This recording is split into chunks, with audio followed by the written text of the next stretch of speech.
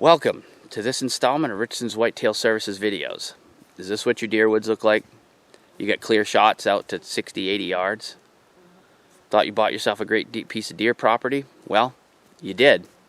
You just need a lot of work. Now, if you look back behind me, you're going to notice there's no understory. There's no food back here. There's very little. I would wager there's less than 300 pounds per acre here of forage for deer to eat. That's not good. And that green back there, that's mature beech. That's even more useless. There's nothing back there but beech leaves and a few young beech trees growing up under that deep understory. So what do you got to do to make your deer woods good? You're going to have to cut trees. That's all there is to it. There's no arguments. There's no anything else. There's nothing I can do here. I can't grow a food plot right here. And I can't grow corn or anything else right here. It's not going to happen. So you need to cut trees. You need regenerative growth. That regenerative growth is what's going to be what the deer are going to be eating. So, that said, you need to get some WSI, which is wildlife stand improvement, done if you're focusing 100% on animals. If you're not, you need to wager between WSI and TSI being timber stand improvement. Timber stand, the difference between the two is one is focused on wildlife and one is focused on timber values. All right. So when you get a forester to come in and look at your property, always get a professional to do that. They know trees.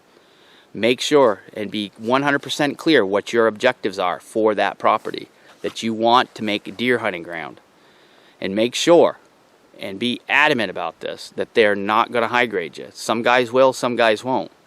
Make sure when they come in, they don't take the best and leave the rest, because all you're going to get with that is a bunch of crap growth later on, 7 years down the road. You're going to have a bunch of pole stage poplar, white birch, yellow birch, some beech, and all the good stuff's going to be gone. And it's going to be too young for you ever to be able to do anything with it. It takes an oak 50 years to grow to any type of size that can be timbered. So you need to make sure that the timber that's on your property is protected, and only the stuff that needs to go goes. That said, you can see what we got behind us. So what are we going to do? Well, we're going to go someplace where there's proper food and there's been proper timber management. So, alright guys, as you can see behind me, we got a 4-year-old cut. That is what you need on your property. You can see that it looks completely different than that mature forest we were just in. All of this green stuff back there is the browse and the forage that you're going to need for your deer. Not just for food though. You're also going to need that for cover and protection for your first of the year fawns. If you don't have that kind of cover, the doe is going to up and leave, and she's going to give birth someplace where she has that kind of cover. That could be your neighbor's property, your neighbor's field, and if they spend enough time there, probably eventually your neighbor's freezer. So you don't need a huge piece of property to do this. This is a 1-acre opening. You could put 1 or 2 of these on a 10 or a 20-acre piece and provide good quality natural forage for those deer.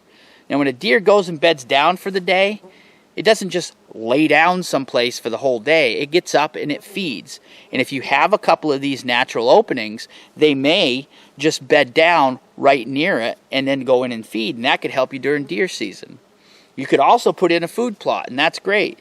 They're going to be in there late in the evening, early in the morning when you might not be able to get into it. But this is going to provide that food that you need throughout the summer and into the fall to keep your deer happy and healthy. When we did this, we talked to the forester and let them know what we needed. This is done primarily as a select cut through this area, but they did put in all these big wildlife cuts throughout the property. So a major change in the antler growth and body size in the deer once we started putting in these wildlife cuts. So they had quality food to eat throughout the day instead of just picking at low quality stuff when they got up from bed and then had to eat in the fields and stuff in the evening. This has provided a food source throughout the day to help grow your deer. Not only that, but it's helped hold deer on the property because this is the area where most of the food is. So this is where they're staying. And that's what I'd like you to do with your property, is talk to your forester, go in, get some cutting done. It's going to make a huge difference in your deer hunting and a huge difference in the health and the growth of your whitetail population on your property. Not to mention, this is great for turkeys, this is great for grouse, this is great for bear. anything else that you want to have on your property. Even the moose, once this stuff starts to get to more of a mature stage, this is going to be a great spot for moose too. So, that said, thanks for watching this installment.